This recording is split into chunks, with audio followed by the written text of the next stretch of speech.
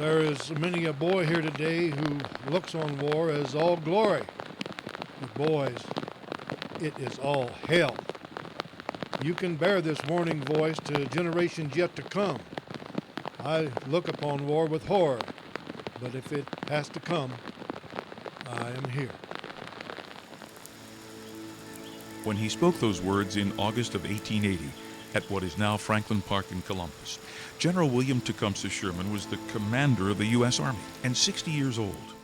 It's now 11 years later, and we find the retired general sitting in his New York City residence. Through his life, he's been called Cump by his family and friends, and Uncle Billy by his soldiers. Now at age 71, suffering from asthma and a recent cold, Sherman begins to reflect on his journey through that eventful life that began in Lancaster. As I look back on my life, I consider myself quite fortunate. I remember hearing the stories of my father's interest in the West. In the summer of 1810, my father, Charles, he was 22, struck out on his own and headed for land given to his family as reparations for their loss of property during the Revolutionary War.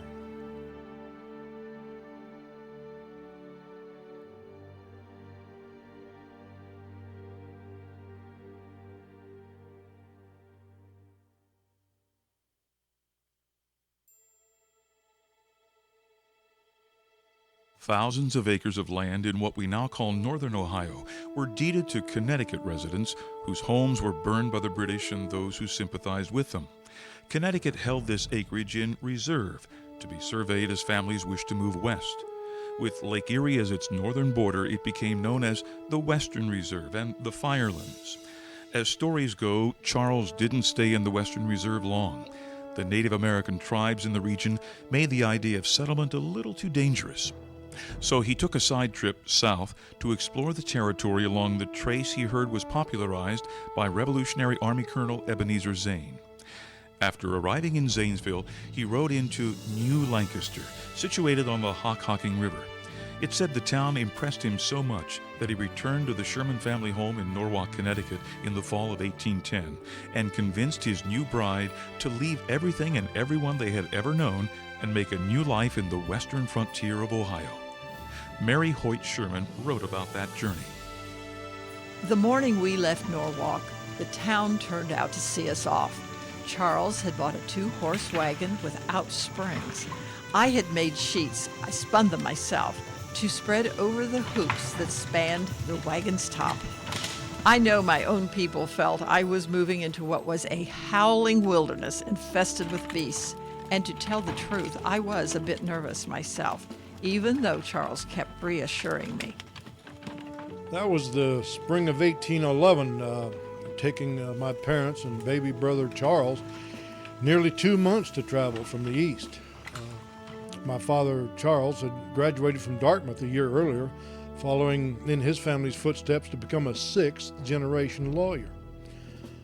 Mother was a member of Norwalk's influential Hoyt family.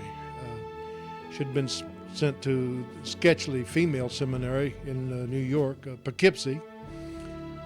Both she and my father were very well educated considering the time.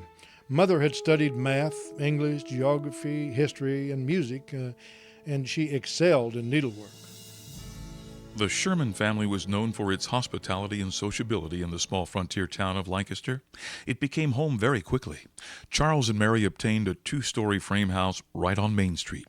It was built in the style of a Connecticut salt box, so it was familiar to this young New England family. From the very beginning, the house became a gathering place for their neighbors and a mecca for travelers. Mary extended her charm and grace in what was referred to as the Little Brown House on the Hill. Shortly after their arrival in Lancaster, Charles opened a law office and was appointed substitute county attorney. Charles was asked to enlist volunteers for the War of 1812 and was also elected major and chief recruiting agent for the 4th Regiment of the Ohio Militia. At age 24, he had become the chief patriotic speechmaker of the region. Also in 1812, Charles and Mary became the parents of Mary Elizabeth, the couple's 2nd child and 1st daughter. 2 years later, in 1814, a 3rd child, son James, is born. In 1813, President James Madison appointed Charles Sherman Collector of Internal Revenue for the 3rd Ohio District. In this new office, Sherman sent deputies to collect taxes in 6 counties. But in 1817, the government refused to accept local bank money and demanded legal currency of the United States Bank for payment of taxes. Sherman deputies had already collected taxes in local bank money, which was the most available currency on the frontier. As far as the federal government was concerned, these notes were worthless.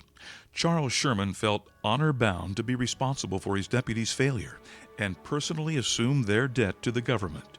6 years later, the Ohio legislature elected Charles Sherman to the Ohio Supreme Court. 2 events had occurred in 1815 that changed the lives of Charles and Mary Sherman. In that year, Charles's father, Taylor Sherman, died. His mother Elizabeth and a sister came to live with Charles and Mary. Needing more space in his dwelling, Charles built an addition to the front of the house. A parlor and an office were added downstairs and 2 bedrooms upstairs. The addition was completed in 1816. The second event of 1815 was the arrival in Lancaster of Thomas Ewing, who had graduated from Ohio University in Athens, where Charles Sherman served as a trustee. Sherman had spoken with Thomas Ewing at the time of Ewing's graduation. When he learned that Ewing was interested in studying law, he recommended that he come to Lancaster to study with General Philemon Beecher. At the time, the bar of Fairfield County was recognized as having the most eminent array of lawyers ever gathered in one Ohio community. After studying for more than a year, Thomas Ewing passed the bar in 1816 and began to practice law in Lancaster. Thomas Ewing soon became friends of Charles and Mary Sherman. Charles was honest, sympathetic, and quick to laugh, the equal in popularity of any barrister in the state. Sherman's second daughter and 4th child, Emilia, was born in 1816, with another daughter, Julia Ann, born in 1818. By 1820, the town of Lancaster had more than 1,000 inhabitants and 2 church denominations. There was 1 Catholic church, while the Presbyterians met in various locations.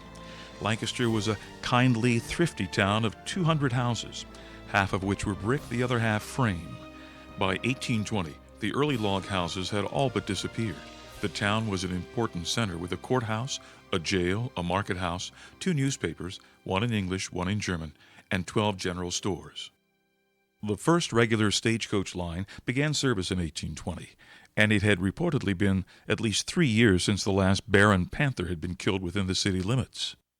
That same year, on February 8, 1820, the Shermans' 6th child was born, with red hair and an even redder face.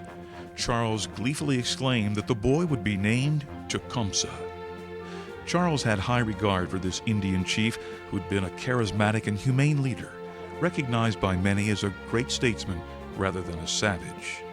However, Tecumseh Sherman was immediately nicknamed Cump because Tecumseh was too long for the small brothers and sisters to pronounce. During the next 9 years, the Shermans would have 5 more children, for a total of 11 brothers and sisters. Sherman family friend Thomas Ewing began erecting a brick mansion on Main Hill in 1824, and by 1826 his family was living in it. The Ewings had 6 children in all, including Ellen, born in 1824. Between the Sherman and Ewing house on Main Hill, there was a large lot which provided an excellent playground for the children of the 2 families. Newspapers of the day referred to the Sherman home as the center of refined hospitality. As a trustee of Ohio University, Charles was one of the intellectual assets of the town. Prominent persons traveling Zanes Road made it a point to stop overnight in Lancaster, whose 7 hotels were among the finest in the West. Life in Lancaster was good for a child. In the winter, there was skating on Niebling's Pond.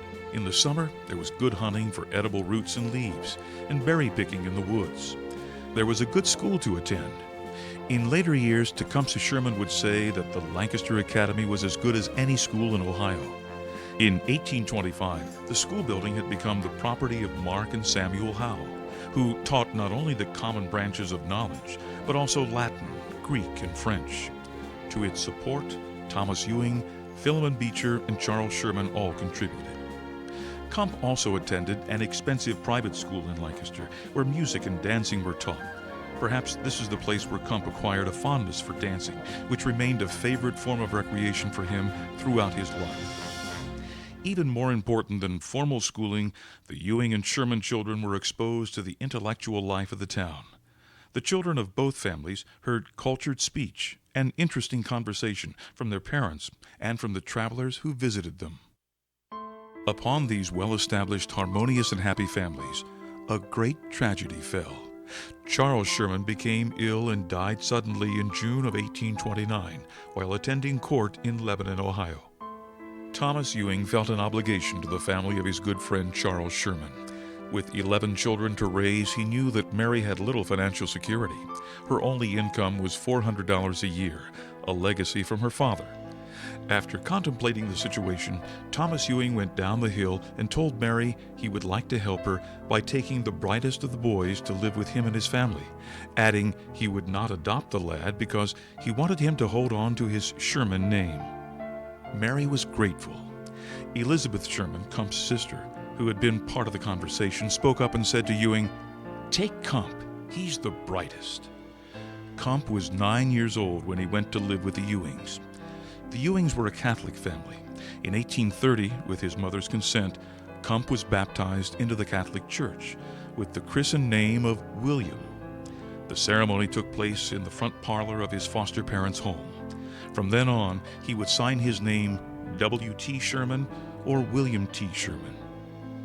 As Cump played with his brothers and foster brothers, he was happy and contented, except for one great private worry: his red hair. He constantly heard unflattering remarks and names. I remember the time I tried to change my hair color with dyes and medicines, and to my chagrin, it turned my hair green of all things. I had to wait months for it to grow out. This experience taught me that personal appearance should not make that much difference, a lesson that stayed with me throughout my life. By 1831, Thomas Ewing had become a man of influence in Ohio. A splendid, forceful debater, he was elected to the United States Senate in that year. Cump grew up under Ewing's doctrine, the Union and the Constitution. At 14, Cump worked as a rodman with surveying parties on the canal when it was extended south of Lancaster. Thomas Ewing felt that Cump would do well at West Point, believing that the young man had the makings of a soldier. Of Cump's youth, Ewing wrote in later years, "There was nothing remarkable about him, except that I never knew so young a lad who would do an errand so correctly and promptly as he did. He was transparently honest, faithful and reliable, studious and correct in habits. His progress in education was steady and substantial." In the spring of 1836, a letter announcing Cump's appointment to the United States Military Academy arrived. The day of departure came in May, the severing of Cump's life in Lancaster.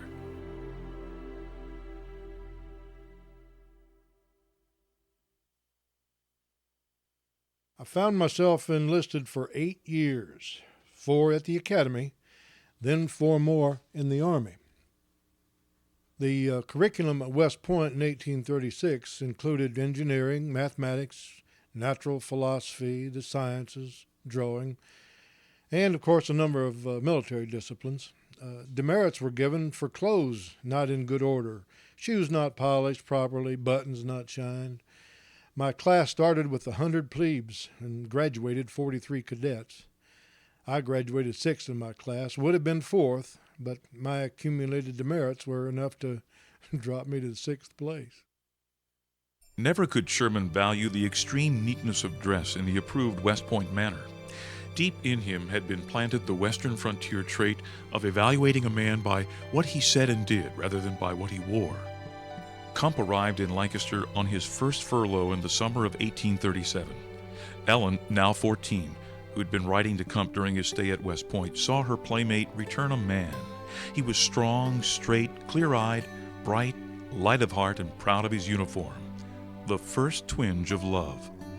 After Cump's graduation from West Point in 1840, he was commissioned a second lieutenant and came home to Lancaster for a visit. Cump took many happy memories of that visit with him to his first assignment as a second lieutenant at Fort Pierce, Florida. The Seminole Indian War was in progress there, but he saw very little military service. After a year, he was transferred to Piccolotto, Florida, as a first lieutenant. then to Mobile Point, Alabama, and Fort Morgan, before a transfer in 1842 to Fort Moultrie in Charleston, South Carolina. Although he considered leaving the Army because of boredom and the constant routine of his work, Kump was introduced to Southern hospitality, which truly appealed to him. It was at this time that he took up the drawing and painting he had excelled in at the Academy. September of 1843 found Kump coming home to Lancaster for a visit. When he left, he and Ellen had an understanding as to their eventual marriage. With the inadequate salary of a young officer of $70 per month and his mother to help, which he gladly and generously did, there was slight prospect of marriage for some years to come. Thomas Ewing suggested he leave the Army and prepare for another profession. If Kump did this, he would have to rely upon Mr. Ewing's generosity, and this he could not do. He returned to South Carolina and the Army. It was at this time that he laid down his paintbrushes and took to reading Blackstone's commentaries in preparation for reading the law at some future date. Sherman recalled those early days in the Army. It was in 1844 that my services were lent to Colonel Churchill in Marietta, Georgia, to assist him in taking and settling dispositions for loss of property in the Seminole War. While here, I rode many hours over that land that I would later travel on our march from Atlanta. My knowledge of the topography of the area was said to be better than some of the native soldiers. I also was growing to love the South. Oh, its climate, scenery, lush growth, and the happy social life. 1846 brought the Mexican War, and instead of going to the fighting front, he was assigned to the recruiting offices in Pittsburgh and Zanesville. He felt it was intolerable that he was recruiting instead of fighting with his fellow officers. He applied for and received a transfer to California. He was to serve as quartermaster and adjutant. Again, Kump was bored with his work and considered leaving the Army.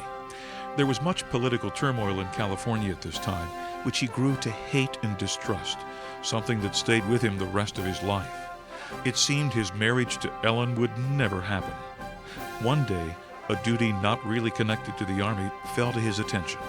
His commanding officer called him into his office and asked him to determine what these little yellow rocks were that several settlers had brought in. Kump, using an axe, beat them flat and thought they were pure gold. A chemical analysis proved him to be correct. He was given permission to go to Sutter's Mill, where the rocks were panned. On returning to his post, he wrote a report and packed $300 worth of nuggets in a tea caddy and sent them to Washington. Later, when President James Polk announced to the world of the gold strike in California, it was Kump's words he was reading. In March of 1849, Zachary Taylor was inaugurated president. He established the Department of the Interior to the cabinet and asked Thomas Ewing to be its first secretary. Thomas Ewing's acceptance in the cabinet necessitated an immediate move by the Ewings to Washington. In May, they moved into the now famous Blair House in the nation's capital. Ellen, then 25, lived with her parents. Meanwhile, in January of 1850, Kump was delivering orders to the Secretary of War in Washington and stopped to visit with Ellen. They'd not seen each other for 4 years. They immediately decided to delay their wedding no longer. On May 1st, 1850, at 8:30 in the evening, Ellen Boyle Ewing and William Tecumseh Sherman were married in Blair House, Washington. The clear moonlight shone upon the guests to guide their way into the house. Among the many colorful and distinguished guests were the President of the United States, Zachary Taylor, and his cabinet, officers from the Army and Navy, Daniel Webster, and Henry Clay.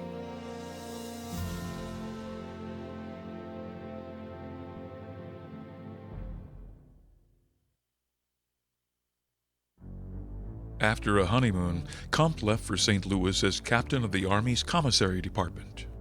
Ellen stayed in Lancaster for the birth of their daughter, Marie, known as Minnie, on January 28, 1851, then joined Kump in St. Louis. In 1852, Captain Sherman was ordered to Leavenworth, Kansas, and then to New Orleans.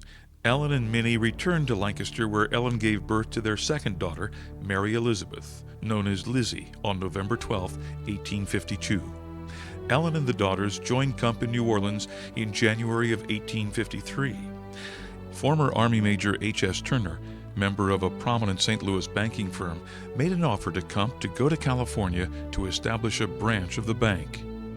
Because the bank offered Sherman a very substantial salary to become bank manager, he finally said that he would apply for a 6-month leave of absence from the Army and go to California to investigate the opportunity. Ellen and the children started again for Lancaster. Sherman returned to Lancaster in August of 1853, and the couple decided to move to San Francisco. Accordingly, Sherman submitted his letter of resignation from the Army. The Shermans left from New York City 2 weeks later, leaving Minnie with her grandparents, who adored her and lamented Ellen's going so far away. The journey took 26 days, and they crossed from the Atlantic to the Pacific by traveling over Nicaragua by stage and mule train, arriving in San Francisco on October 15th. The Shermans lived well here and joined in the social and civic activity of the city, giving many parties in their home. On June 8, 1854, William Ewing Sherman, known as Willie, was born in San Francisco. Under Kump's capable management, the bank was steadily growing in business and prestige. 1856 was a happy year for Ellen and Kump. Kump had become respected for his business ability and honesty. On October 12th, son Thomas Ewing Sherman, known as Tommy, was born in San Francisco. 1857 brought many changes to the Sherman family and California. The economic situation in California was becoming chaotic. Kump advised the bank to withdraw their funds from San Francisco and place it in a secure bank in the East. The St. Louis bankers asked Kump to open a bank in New York City, to which he agreed. Once again, Ellen and the children returned to Lancaster and the Ewings. The New York bank did very well until the banks failed and the stock market collapsed in August of 1857. Kump returned to Lancaster July 28, 1858, and after the first joy of reunion was over, Ellen and Kump had serious discussions concerning their future. Kump was 38 years of age, with several unfortunate business ventures behind him and only the haziest notion of what he might do in the future. Mr. Ewing, his father-in-law, wanted Kump to take over the management of his salt wells in Chansey, Ohio, as well as oversee his real estate investments in Kansas. The offer seemed to suggest security to Sherman, who immediately started west. Kump wrote Ellen asking that she and the children join him as soon as possible in Leavenworth. The couple stayed in Ellen's brother's home while they were away. Kump oversaw Tom Ewing's law practice. It had been arranged for a United States judge to agree that Sherman could be admitted to the practice of law on the grounds of general intelligence. To date, Sherman had received no formal legal training other than his independent reading of Blackstone's commentaries. During the months that followed, business in the law office under Kump's management was meager, convincing him that he was never meant to be a lawyer. Finally, Kump and Ellen decided that she and the children should return once again to Lancaster. Kump would stay alone in Leavenworth, search for a new career, and join his family later. I wrote my friend Adjutant General Buell and made application for a position in the Paymaster's Department of the Army. At that time, I had an offer from a friend of Mr. Ewing's who had a business in New York City to open and manage a similar business for him in London, England. General Buell answered my letter immediately, saying that the state of Louisiana was building a military academy and college at Alexandria, and he wanted me to apply for the position of superintendent of the academy. In August 1859, a letter came announcing my appointment to the Louisiana Seminary of Learning and Military Academy, which offer I accepted immediately, ignoring the London offer of Mr. Ewing's friend. A new baby girl had been born to Ellen and Kump on September 5, 1859, and was named Eleanor Mary. They called her Ellie. In the autumn of 1859, William Tecumseh Sherman set out to learn his fourth profession, teaching. He hoped that national events, in this case the possibility of war, would not sever him from his school as the National Depression had from his bank. The Louisiana School opened January 2, 1860. Sherman was superintendent and treasurer, and he taught engineering, geography, and American history. He also served as father in absentia and confidant of the 56 boys enrolled. Kump had told the school's governing body when he accepted the position that if Louisiana seceded from the Union, he would resign. He believed the Union should not be dissolved. Abraham Lincoln was elected president in November of 1860, and South Carolina seceded from the Union 4 weeks later. It was Christmas Eve when Sherman learned of South Carolina's action. A month before, he wrote Ellen about his thoughts and what might happen if the South left the Union. I might have to go to California or some foreign country where I could earn the means of living for you and myself. I see no chance in Ohio for me. A man is never a prophet in his own land, and it does seem nature, for some wise purpose, maybe to settle the wild lands, does ordain that man shall migrate clear out from the place of his birth. Upon learning of South Carolina's deed, Sherman became extremely emotional. With him was one of his faculty members, a professor of ancient languages, David F. Boyd, who recalled how the Lancaster native poured out his feelings about an impending civil war. Speaking to Boyd as if the professor embodied the entire Southern population, Sherman began to lament what he saw as the future. You people of the South, believe there can be such a thing as peaceable secession. You don't know what you're doing. I know there can be no such thing. You people speak so lightly of war. War's a terrible thing. I know you are a brave fighting people, but every day of actual fighting, there are months of marching, exposure, and suffering. More men die in war from sickness than are killed in battle. At best, war is a frightful loss of life and property. And worse still is the demoralization of the people. You mistake, too, the people of the North. They are a peaceable people, but an earnest people, and will fight too, and they're not going to let this country be destroyed without a mighty effort to save it.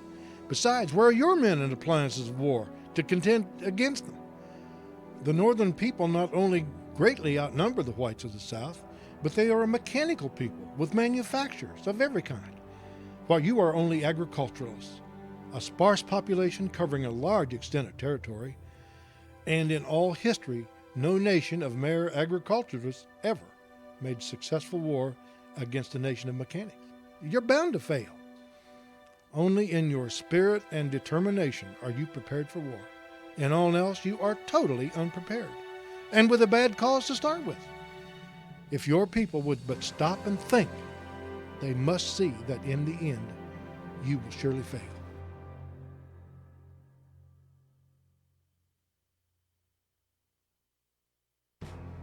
In January 1861, Louisiana seceded and Kump resigned his position. He bid his boys and fellow teachers a sad farewell. Sherman returns to Lancaster and then went on to Washington to seek a commission in the Army. But one was not forthcoming at that time. He was offered the presidency of the St. Louis Street Railway Company and accepted it, thus taking up his 5th profession since resigning from the Army. The family moved again to St. Louis. The stay here was very short. On May 14, 1861, a dispatch was received from Washington appointing him a colonel in the 13th Infantry. He left quickly for Washington. Ellen and the family returned to Lancaster. Just a few weeks later, the Shermans' 6th child, Rachel Ewing Sherman, was born on July 5th. Colonel Sherman commanded the 3rd Brigade of the 1st Division in the First Battle of Bull Run near Manassas and covered the Union retreat. In August 1861, Sherman became a brigadier general of volunteers and was sent to the Kentucky Army. At this time, Ellen and Kump began a voluminous correspondence which continued all through the Civil War, except for the blackout during the Atlanta Campaign and the March to the Sea in Carolinas. She was his support and confidant, and she kept him in touch with the activities of the children. After the victorious battles of Shiloh, the abilities of Generals Ulysses S. Grant and William T. Sherman were starting to be recognized. Kump was appointed Major General of the Volunteers. 1863 brought more successes to the Western Army, including the great victory at Vicksburg on July 4th. In August, Kump was appointed Brigadier General of the Army. He now felt, for the first time, that his financial condition was secure. Not great, but he could take care of his family adequately. Ellen and the 4 older children arrived on the outskirts of Vicksburg for a 2-month vacation with him. Even though they lived in tents, it was a joyous time for a while. Young Willie delighted in the Army's daily routines. The Sherman and Grant families, who were also visiting, became friends. Sherman was ordered to Chickamauga to assist General Rosecrans. The family prepared quickly to leave. Young Willie became ill and the trip was rushed. In Memphis, he was diagnosed as having typhoid fever. In spite of the best treatment available, Willie died. The family was devastated. Ellen went on to Lancaster. Kump went to Chattanooga. In October, Kump was appointed Major General of the Army. Grant became General of the Army in 1864 and gave Sherman command of the entire Western Army. With the Kentucky, Tennessee, and Mississippi campaigns in the process of being concluded, Kump turned his attention to the next phase of the war. He prepared and planned the advance on Atlanta. The march there started May 7th. On June 11, 1864, son Charles Celestine Sherman, known as Charlie, was born in Lancaster. Sherman's army captured Atlanta on September 2, 1864. In November 1864, Abraham Lincoln was re-elected president for a second term. The March to the Sea campaign started on November 16th.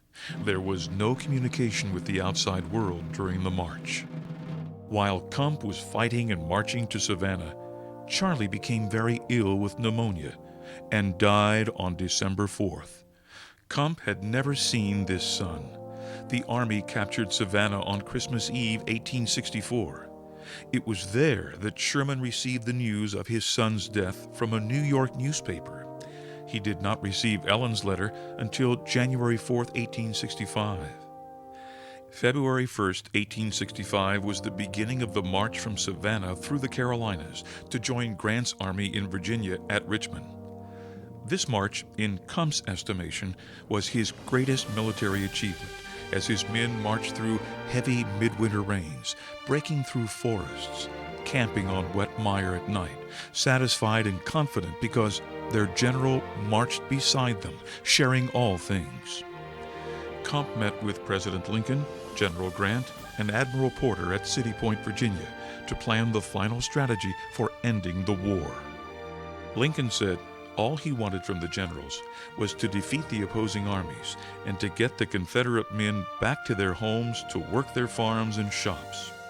General Lee surrendered to General Grant on April 19, 1865 at Appomattox, just 4 days after President Lincoln dies from an assassin's bullet. Among the items found in the president's coat pocket is a newspaper clipping which reports Sherman's march to the sea. Confederate General Joe Johnston's army surrendered to Kump 17 days after Appomattox. The war was finally over. Remembering Lincoln's words at City Point, Kump gave lenient terms to Johnston at Bennett Place, a farmhouse near the final battle. These terms, however, raised a storm in Washington, causing Secretary of War Edwin Stanton to revoke them and call Sherman a traitor. Stanton was determined to punish the South for the war. Sherman saw the victory for the Union as a new beginning. Grant visited Sherman, and the terms of the armistice were altered. These new accords were settled on, but Sherman felt they were not what Lincoln would have wanted. Kump never forgave Secretary Stanton for slurring his name and calling him a traitor. General William Tecumseh Sherman was acknowledged as one of the 2 most distinguished generals of his time.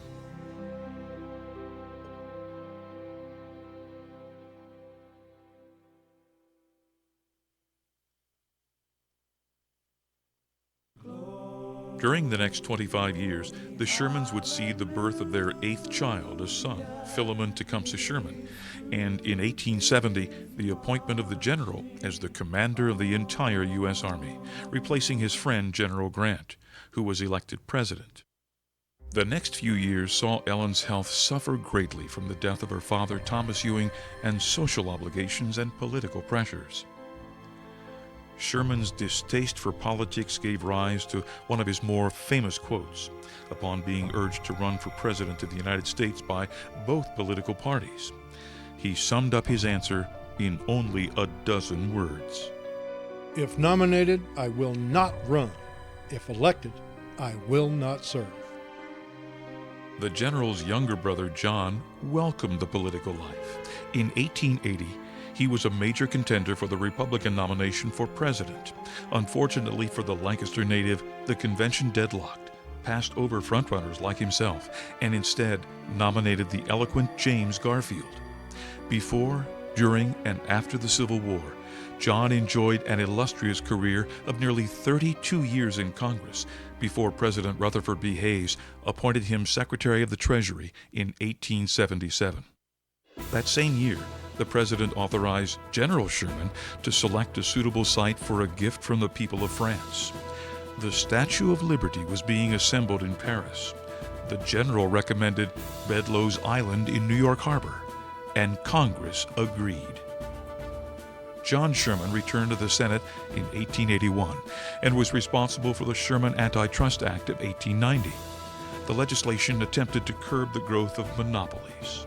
Then, President William McKinley appointed John Secretary of State in 1897, but he resigned the following year because he opposed the administration's decision to go to war with Spain. Kump officially retired from the Army on February 8, 1884, his 64th birthday.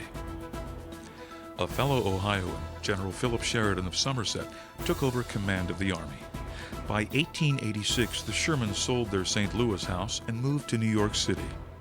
Kump continued his writing and was in great demand as a speaker, attending many parties and becoming a devotee of the theater. In November of that year, Ellen suffered a heart attack, and her condition grew worse until she died on November 28, 1888. Kump was devastated by her death, declaring her the love of my life. It was some time before he recovered from the shock of Ellen's death. Only his children knew the depth of his grief. 4 days before his 71st birthday, he gave a theater party. The next day, he awoke with a severe cold, but he insisted on going to a wedding that night. The church was cold. By February 8th, his birthday, he was worse, and his old enemy asthma developed. William Tecumseh Sherman died on February 14th, 1891, with asthma complicated by pneumonia. He is buried in Calvary Cemetery in St. Louis, beside Ellen and his boys, Willie and Charles. Kump wrote his own epitaph, "Faithful and honorable," and he also designed his own tombstone. Many eulogies were written and published about Kump, but perhaps the one he would have appreciated the most was the tribute written and published in the heart of the Old South by the Atlanta Constitution. It read, "When all is said that can be said, the fact looms up that this man was one of the greatest soldiers of the age. He was a hard fighter and never grew sentimental in the presence of bloodshed and death. But when the war was over, when he had accomplished his mission, he showed a softer side, and men and women, even among his former foes, found him a very lovable man."